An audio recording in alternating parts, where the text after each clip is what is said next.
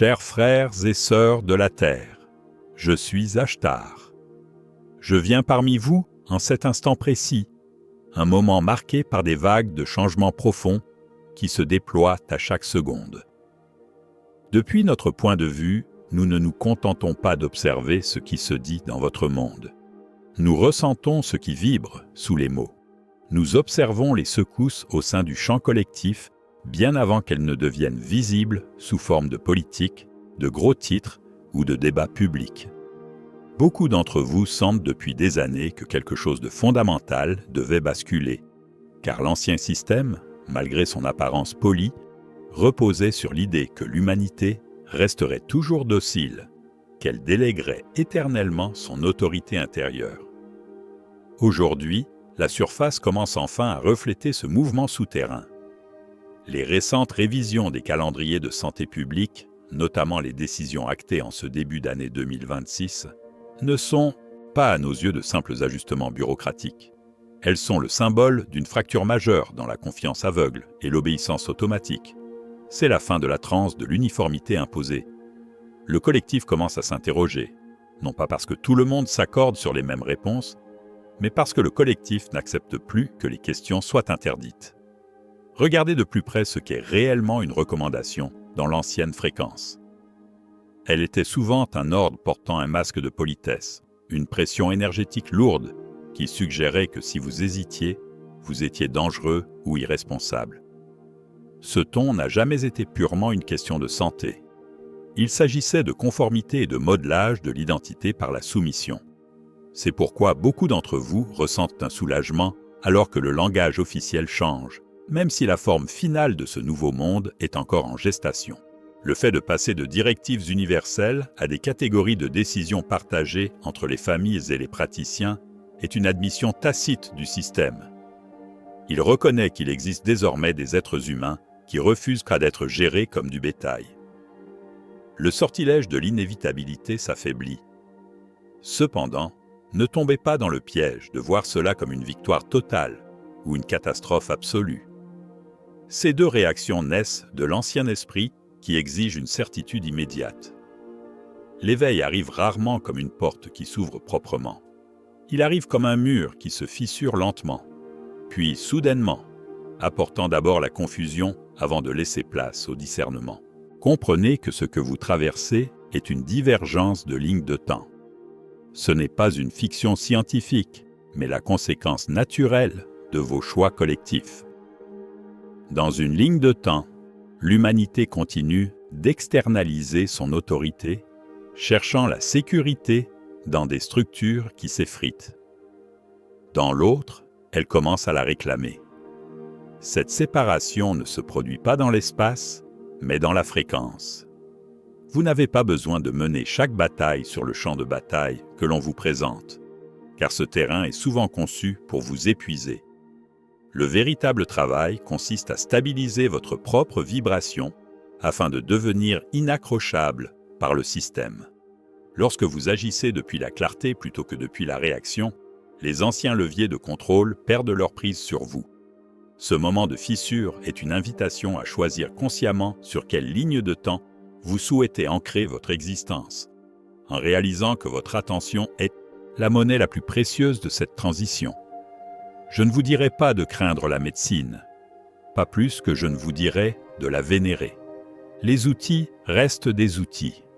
Dans les civilisations supérieures, nous utilisons des technologies que vous qualifieriez de miracles, mais la question n'est pas l'existence de l'outil, c'est votre relation avec lui. Est-il utilisé avec clarté, humilité et consentement, ou avec arrogance et coercition? Lorsque le système commence à parler le langage du consentement, il admet que l'ère de l'autorité incontestée touche à sa fin. C'est un schéma que vous devez reconnaître. D'abord, les questions moquées deviennent tolérées, puis discutées, et enfin, elles transforment la politique. Le collectif réalise alors qu'il n'a jamais été impuissant, mais seulement conditionné. Mais restez vigilants, car une structure ancienne peut céder du terrain sans abandonner ses pulsions de contrôle. Ne laissez pas votre discernement s'endormir sous prétexte qu'une fissure apparaît. Demandez-vous toujours qui bénéficie de la confusion et si le changement est accompagné d'une réelle humilité ou d'une nouvelle forme de honte. Le chemin du milieu, celui de la souveraineté, est le seul que les anciens contrôleurs ne peuvent tolérer. Il est essentiel de comprendre pourquoi les structures en place réagissent avec une telle intensité émotionnelle en ce moment. Lorsqu'un paradigme perd son emprise, il cesse d'utiliser des faits simples pour se réfugier dans l'urgence morale. Il se présente comme la seule option responsable et agite le spectre de la catastrophe pour quiconque oserait le questionner.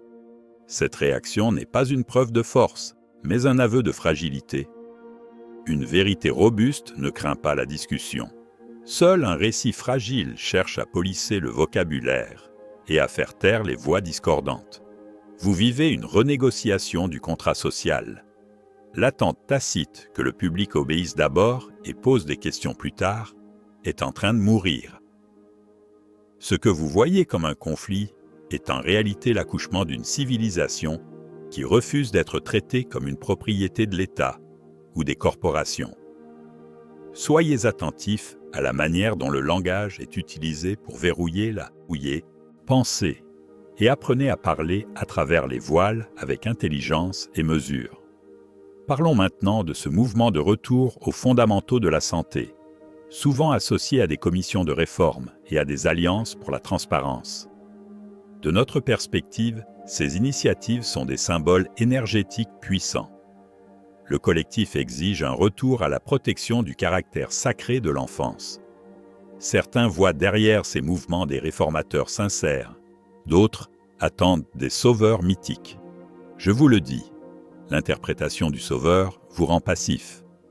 Considérez plutôt ces alliances comme un archétype de pression humaine pour la responsabilité. L'efficacité de ces réformateurs dépend entièrement de la conscience collective.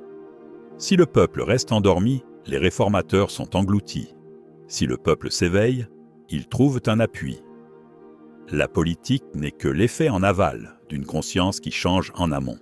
La véritable bataille n'est pas celle de l'accès aux soins, mais celle de l'autorité. Qui décide? Qui possède votre corps?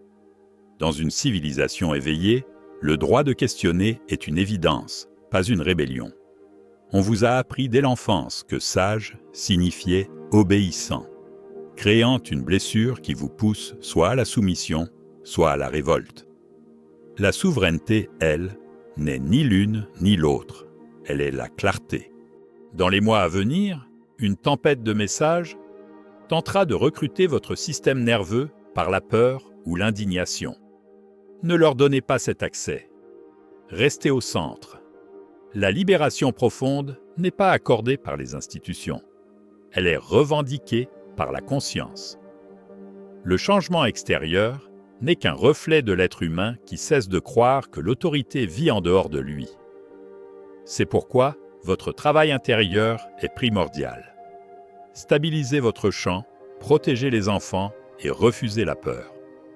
Ce que vous voyez à la surface, les démissions abruptes, les silences inhabituels dans les couloirs du pouvoir, les changements de discours, sont les bruits de frottement d'une machine qui perd son emprise.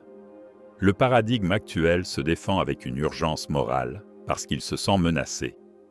Il tente de maintenir son autorité alors que sa certitude s'érode. Vous apprenez d'ailleurs à naviguer intelligemment dans ce paysage, en utilisant des termes plus larges pour contourner les filtres et la censure, prouvant que la vérité n'a pas peur de la discussion, contrairement aux récits fragiles qui cherchent à réduire au silence toute vibration discordante. Cette transition demande également que vous portiez une attention particulière à la notion de responsabilité et de responsabilité juridique. Pendant trop longtemps, des pans entiers de vos structures de santé ont été protégés par une forme d'immunité, non seulement légale, mais aussi sociale. Ce manque de transparence a créé une blessure profonde dans la confiance collective. Sans responsabilité, il ne peut y avoir de relations saines, car la santé exige un lien de confiance réciproque. Le remodelage actuel des politiques touche ce nerf sensible. Le besoin de savoir qui répond de quoi lorsque les choses tournent mal. La résistance la plus féroce ne viendra pas des citoyens ordinaires, qui ne demandent que la sécurité et le respect, mais des systèmes qui ont fusionné leur identité avec leur statut d'autorité unique. En tant qu'êtres éveillés, votre rôle est d'apporter de la lumière dans la pièce plutôt que de rajouter de la chaleur au feu. Refusez de transformer votre voisin en ennemi sous prétexte qu'il a peur. La peur est contagieuse, mais la compassion l'est tout autant. Le cœur du problème est que l'humanité a longtemps cru que la santé était quelque chose à acquérir à l'extérieur. On vous a enseigné que vous étiez fragile, que votre corps était une machine peu fiable, nécessitant une gestion constante. Cette vision est rentable, mais spirituellement immature. Lorsque vous croyez être impuissant, vous devenez dépendant et donc gérable. La véritable identité est celle d'un être souverain. Votre corps n'est pas une machine, c'est une intelligence vivante qui répond au sens, à l'émotion et à la croyance. En accédant à des états de maîtrise, vous découvrirez que vous pouvez puiser votre force vitale directement à la source. Votre corps devient alors une batterie quantique. Plus votre champ est cohérent, plus votre biologie devient efficace. La maîtrise spirituelle ne consiste pas à négliger le corps, mais à l'écouter avec amour. La santé n'est pas une permission accordée par un système, c'est une vitalité cultivée par l'alignement. Le passage vers des décisions partagées est un premier pas vers un modèle où l'être humain n'est plus un objet passif, mais un partenaire conscient de sa propre vie. Nous devons parler des enfants avec une immense douceur, car ils sont le futur qui entre dans la pièce avant que les adultes ne soient prêts. Ils ne sont pas des arguments politiques, ni des cibles pour l'entraînement à la conformité. Depuis longtemps, les systèmes ont compris que conditionner un enfant permet d'éviter de combattre un adulte plus tard. Si vous façonnez l'enfance, vous façonnez le citoyen. C'est pourquoi le débat actuel est si intense. L'enfance est le portail. Beaucoup de parents ont agi sous la pression de la culpabilité, ce puissant levier qui paralyse le discernement. Si vous avez douté, si vous avez cédé par peur, ne vous condamnez pas. Vous naviguiez dans un système conçu pour vous isoler. Aujourd'hui, la transe s'affaiblit, mais cela demande une plus grande maturité. Apprenez à vos enfants qu'ils ont le droit de ressentir leur corps, que leur consentement est sacré. Faites de votre foyer un sanctuaire, car un enfant qui grandit dans la rage ou l'insécurité, même pour une bonne cause, développe un système nerveux réactif, facile à contrôler. La paix intérieure est le plus grand nutriment que vous puissiez leur offrir. Considérez également que la protection des enfants passe par la restauration de la vérité dans votre propre foyer. Ne laissez pas les conflits extérieurs transformer votre table familiale en champ de bataille idéologique.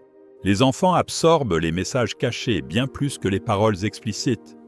Si les adultes se disputent violemment au sujet de la santé, l'enfant intègre l'idée que son propre corps est une source de danger ou de conflit. Parlez-leur de leur corps comme d'un ami fidèle et intelligent. Dites-leur que vous apprendrez ensemble à l'écouter. En agissant ainsi, vous brisez le cycle du doute de soi qui a paralysé tant de générations avant vous. Votre travail spirituel ici est de guérir votre propre relation à l'autorité, afin que vos enfants n'héritent pas de vos peurs. Une éducation basée sur le discernement calme est le plus beau cadeau que vous puissiez faire à la nouvelle génération d'âmes sensibles qui s'incarnent actuellement. Les enfants qui s'incarnent actuellement sont différents. Ils sont allergiques à la fausseté et ne tolèrent plus la coercition. En guérissant votre propre relation à l'autorité, vous leur permettez d'hériter de moins de peur. Ne laissez pas votre cœur être transformé en arme par des campagnes de honte ou des récits polarisants. Le travail de lumière consiste ici à réguler votre propre système nerveux pour devenir un phare de stabilité. L'effondrement de l'ancien système se fait par étapes. D'abord la permission de questionner, puis celle de choisir, suivie de l'exigence de responsabilité, pour enfin aboutir à une nouvelle culture. Vous êtes à la deuxième étape. Ne vous laissez pas emporter par la théâtralité des conflits. Votre rôle est d'aider le collectif à mûrir, à passer de la dépendance externe à la maîtrise intérieure. La santé, telle que votre culture l'a définie, a souvent été une projection de la séparation. Mais l'état naturel de l'âme est le rayonnement. Dans cette phase de transition, vous verrez s'intensifier ce que j'appelle la météo de l'information. Les cycles de nouvelles deviendront plus erratiques, les commentateurs rivaliseront pour votre attention, et beaucoup tenteront de vous recruter dans leurs peurs respectives. Votre tâche est la cohérence. La cohérence signifie être capable de maintenir la complexité sans s'effondrer dans l'extrémisme. Cela signifie pouvoir écouter différents points de vue sans perdre votre centre. Le monde n'a pas besoin de plus de voix fortes qui amplifient la division. Il a besoin de fréquences stables qui ramènent les autres à leur propre corps et à leur intuition. La maturité collective ressemble à ceci. Des parents qui posent des questions claires sans honte, des cliniciens qui répondent avec respect plutôt qu'avec coercition, et des communautés qui se soutiennent mutuellement au lieu de se punir socialement. Dans les années à venir, vous connaîtrez des mises à jour vibratoires, une intuition plus fine, une sensibilité accrue et une capacité renforcée à vous connecter à la source. Ces changements rendront la coercition de masse impossible, car elle dépend de l'inconscience. Apprenez à tirer votre force de la présence, de la joie et de la communion avec la Terre. La joie n'est pas frivole, c'est une fréquence stabilisatrice. Ne restez pas isolé, car l'isolation facilite la manipulation. Construisez des cercles de confiance, des communautés où l'on s'entraide sans jugement. Et surtout, ne laissez pas ces sujets devenir toute votre identité. Il est facile de remplacer une ancienne religion par une nouvelle, que ce soit le culte des institutions, celui de la rébellion ou celui des personnalités. Tout cela peut devenir un piège si cela vous éloigne de votre mission. Être une âme cohérente, exprimant l'amour et le discernement. Le monde n'a pas besoin de plus de cris, il a besoin de systèmes nerveux régulés. Enfin, rappelez-vous que ce voyage n'est pas un sprint, mais une restructuration profonde de la conscience humaine. Ne vous découragez pas si les changements semblent lents, ou si l'ancien système semble regagner du terrain par endroits. Le processus est irréversible, car il a déjà commencé dans le cœur des hommes. Chaque fois que vous choisissez la clarté plutôt que la conformité, vous renforcez la nouvelle grille énergétique de la Terre. Vous êtes les architectes d'une nouvelle façon d'être au monde, où la vitalité n'est plus un privilège octroyé par une autorité, mais un droit naturel cultivé dans l'alignement avec la vie. Restez patient, restez aimant, et surtout, restez souverain dans votre propre lumière. La fissure dans le mur est là. Si vous l'utilisez pour creuser la division, vous créerez de la souffrance. Si vous l'utilisez pour élargir le discernement, vous créerez la libération. Choisissez la compassion. Tenez les enfants près de vous. Parlez avec soin. Gardez votre cœur ouvert. Soyez patient avec ceux qui s'éveillent à peine, car leur peur n'est pas la preuve qu'ils sont mauvais, mais la preuve qu'ils ont été conditionnés. Une nouvelle aube commence à briller, et elle doit d'abord briller dans votre foyer et dans vos paroles. Alors, le monde suivra. Je suis Ashtar, et je vous laisse dans la paix, l'amour et l'unité. Continuez à créer votre propre ligne de temps dès cet instant et pour toujours.